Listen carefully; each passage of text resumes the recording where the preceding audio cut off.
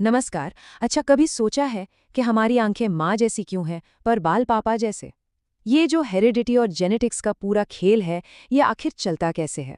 तो चलिए आज मेंडल के नियमों के जरिए इस पूरे रहस्य से पर्दा उठाते हैं। तो इसकी शुरुआत एक बहुत ही कॉमन सवाल से होती है, एक ऐसा सवाल जो हम सब ने कभी ना कभी सोचा ही होगा। सवाल ये है कि हम अपने पेरेंट्स की तरह दिखते तो हैं, पर उनकी एग्जैक्ट कॉपी क्यों नहीं होते? मतलब कुछ ना कुछ तो अलग होता ही है ना? देखिए, इस पहेली के ना दो हिस्से हैं। पहला है हेरिडिटी यानी वंशानुक्रम। ये वो प्रोसेस है जिससे पेरेंट्स के गुण बच्चों में पास होते हैं। और दूसरा है वेरिएशन यानी विभिन्नता। ये वो वजह है कि सगे भाई बहन भी एक दूसरे की एकदम जीरोक्स कॉपी नहीं होते। तो सवाल ये उठता है कि ये गुण आखिर एक पीढ़ी से दूसरी पीढ़ी में जाते कैसे हैं? अच्छा, इन नियमों को समझने से पहले ना हमें उस सीक्रेट कोड को समझना होगा जिसमें हमारे शरीर की सारी जानकारी छिपी हुई है। और ये सीक्रेट कोड है डीएनए। जी हाँ, डीऑक्सीराइबोन्यूक्लिक एसिड। इसको ऐसे समझिए कि ये किसी भी जिंदा चीज का मास्टर ब्लूप्रिंट है। आंखों का रंग कैसा होगा, हाइट कितनी होगी, सब कुछ, हर एक इंफॉर्मेशन इसी में लिखी होती है। आप सोचिए, इतना लंबा डीएनए हमारी इतनी छोटी सी कोशिकाओं यानी सेल्स में फिट कैसे होता है? यहीं पर एंट्री होती है क्रोमोसोम्स की। अब क्रोमोसोम्स को डीएनए ब्लूप्रिंट के कसकर पैक किए हुए चैप्टर्स की तरह मान सकते हैं। हम इंसानों में ऐसे 23 जोड़े यानी 23 पेयर्स होते हैं। और अगर क्रोमोसोम एक पूरा चैप्टर है, तो जीन उस चैप्टर के किसी पन्ने पर लिखा हुआ एक सिंगल इंस्ट्रक्शन है। ये डीएनए का एक छोटा सा हिस्सा है जो एक खास गुण जैसे कि आंखों का रंग को कंट्रोल करता है। तो डीएनए, क्रोमोसोम, जीन, इन सारे सुरागों को सबसे पहले जोड़ा किसने? चलिए, अब मिलते हैं उस शख्स से जिसने जेनेटिक्स के इस पूरे रहस्य को दुनिया के सामने खोलकर रख दिया। और ये हैं ग्रेगर मेंडल, एक साधु और एक वैज्ञानिक जिन्हें हम आज फादर ऑफ जेनेटिक्स कहते हैं। और कमाल की बात तो ये है कि उन्होंने अपने बगीचे में लगे सिंपल से मटर के पौधों से हेरिडिटी के सबसे बड़े रहस्य को सुलझा दिया। लेकिन मटर के पौधे ही क्यों? ये मेंडल का एक जीनियस फैसला था। देखिए, मटर के पौधे बहुत जल्दी उगते हैं। उनमें बीज का रंग या फूल का आकार जैसे जो गुण होते हैं ना, वो बिल्कुल साफ साफ दिखते हैं। और सबसे जरूरी बात, मेंडल ये कंट्रोल कर सकते थे कि कौन सा पौधा किसके साथ रिप्रोडक्शन करेगा।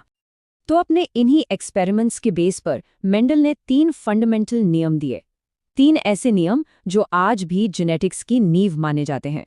चलिए अब एक एक करके इन्हें समझते हैं। पहला नियम है लॉ ऑफ डोमिनेंस यानी प्रभाविता का नियम। इसे एक बहुत ही आसान कहानी से समझते हैं। मान लीजिए एक दोस्त है जो बहुत जोर से बोलता है और एक दोस्त है जो बहुत शांत रहता है। अगर दोनों एक साथ बोलना शुरू करें तो किसकी आवाज सुनाई देगी? जाहिर सी बात है, जोर से बोलने वाले की। बस, जेनेटिक्स में भी ठीक यही होता है। किसी भी गुण के लिए जीन के 2 अलग अलग वर्जन हो सकते हैं जिन्हें हम एलील कहते हैं। और जब ये 2 अलग अलग एलील एक साथ मौजूद होते हैं तो सिर्फ डोमिनेंट यानी प्रभावी एलील ही खुद को एक्सप्रेस कर पाता है। दूसरा वाला यानी रिसेसिव या अप्रभावी एलील उस शांत दोस्त की तरह होता तो है पर छिपा रह जाता है। ओके, दूसरा नियम है लॉ ऑफ सेग्रीगेशन यानी अलग होने का नियम। इसको समझने के लिए एक जोड़ी जूतों के बारे में सोचिए। जब हम उन्हें अलग अलग बॉक्स में रखते हैं तो वो हमेशा एक दूसरे से अलग हो जाते हैं, सेपरेट हो जाते हैं। ये नियम बस यही बताता है कि जब रिप्रोडक्शन के लिए सेल्स यानी गैमीट्स बनते हैं तो हर गुण के लिए जो एलील की जोड़ी होती है वो हमेशा एक दूसरे से अलग हो जाती है। इसीलिए हर गैमीट को उस जोड़ी का सिर्फ एक ही एलील मिलता है। ठीक वैसे ही जैसे हर बॉक्स में सिर्फ एक ही जूता जाता है। और अब आते हैं तीसरे नियम पर, लॉ ऑफ इंडिपेंडेंट असॉर्टमेंट। इसे कपड़े चुनने जैसा समझिए। शर्ट कौन सी पहननी है, इसका इस बात से कोई लेना देना नहीं होता कि पैंट कौन सी चुन रहे हैं, है ना? दोनों फैसले एक दूसरे से बिल्कुल आज़ाद हैं, इंडिपेंडेंट हैं। इसका सीधा सा मतलब है कि अलग अलग गुणों को कंट्रोल करने वाले जीन्स एक दूसरे से इंडिपेंडेंट होते हैं।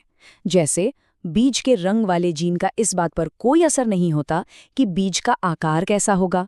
हर गुण की विरासत का फैसला अपने आप में इंडिपेंडेंटली होता है। तो ये 3 नियम तो हमने जान लिए, लेकिन असली सवाल ये है कि ये नियम हमारे लिए मैटर क्यों करते हैं? चलिए देखते हैं कि ये हमारी रोजमर्रा की जिंदगी से कैसे कनेक्ट होते हैं। चलो एक बार इन नियमों को फटाफट रिवाइज करते हैं। डोमिनेंस, एक लाउड और एक सॉफ्ट गाना साथ बजेगा तो सिर्फ लाउड वाला सुनाई देगा। सेग्रीगेशन, जैसे भाई बहन सुबह अलग अलग स्कूल जाने के लिए सेपरेट हो जाते हैं।